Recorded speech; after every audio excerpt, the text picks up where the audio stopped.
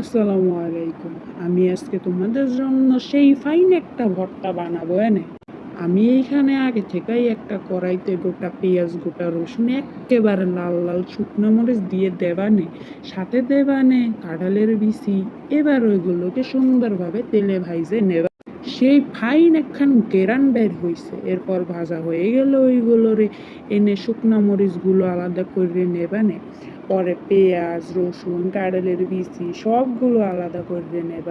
এই যে দেখো এইখানে সবগুলো আলাদা করে নিয়েছি। যেমন ধরো শুকনা মরিচ, কাঁঠালের বিচি, পেঁয়াজ, আবার কাঁচা কয়টা পেঁয়াজ দিয়ে দিলাম, মজা বেশি পাবে আর নেই।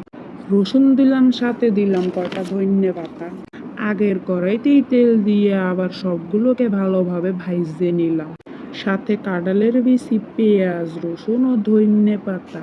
এরপর শুকনা মরিচগুলোকে শিলপাটাতে ভালোভাবে বাইটে নিলাম।